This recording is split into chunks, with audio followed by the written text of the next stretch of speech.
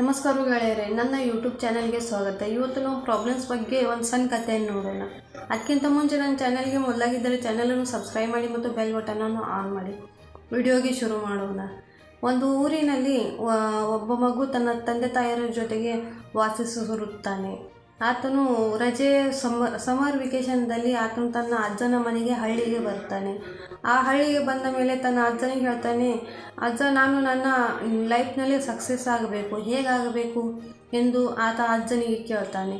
ಆಗ ಅಜ್ಜನೇ ಹೇಳ್ತಾನೆ, ನಾನು ನಿನಗೆ 2 ಗಿಡಗಳನ್ನು ಹಚ್ಚಿ ನಿನಗೆ ಹೇಗೆ ಸಕ್ಸಸ್ ಆಗುವುದು ಎಂದು ನಿನಗೆ ತಿಳಿಸಿ ಹೇಳ್ತೇನೆ ಅಂತ ಹೇಳ್ತಾನೆ. ಅವರಿಬ್ಬರೂ ಕೂಡಿ 2 ಗಿಡಗಳನ್ನು ಹಚ್ತಾರೆ.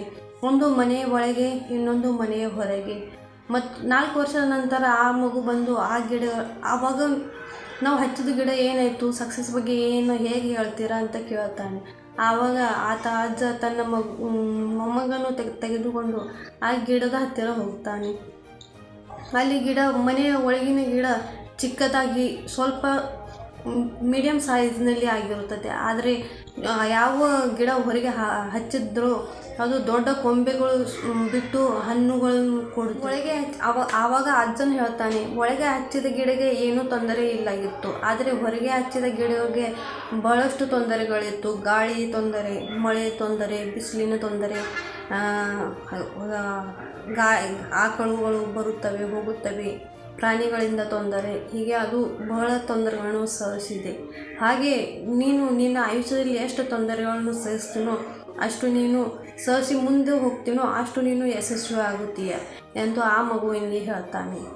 ಈ ಕಥೆಯ ಅರ್ಥ ಏನೆಂದರೆ, ನಾವು ನಮ್ಮ ಜೀವನದಲ್ಲಿ ಯಾವುದೋ ಒಂದು ಕೆಲಸ ಮಾಡಲು ಹೋಗುತ್ತೇವೋ ಆ ಕೆಲಸ ಮಾಡಲು ಹೋಗುವಾಗ ಕೆಲವೊಂದು ತೊಂದರೆಗಳು ಬರ್ತವೆ, ಅಡೆತಡೆಗಳು ಬರ್ತವೆ. ಆ ಅಡೆತಡೆಗಳನ್ನು ಎಲ್ಲವನ್ನು ಸಹಿಸಿ ಅದನ್ನು ಹೇಗೆ ಫೇಸ್ ಮಾಡಿ ನಾವು ಮುಂದೆ ಹೋದರೆ ನಾವು ಆ ಕೆಲಸದಲ್ಲಿ, ಆ ಮಾರ್ಗದಲ್ಲಿ ನಾವು ಸಕ್ಸಸ್ ಆಗುತ್ತವೆ.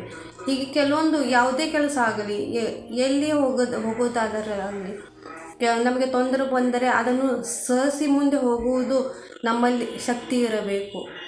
ಈ ವಿಡಿಯೋ ಚೆನ್ನಾಗಿ ಲೈಕ್ ಮಾಡಿ ಮತ್ತು ಸಬ್ಸ್ಕ್ರೈಬ್ ಮಾಡಿ.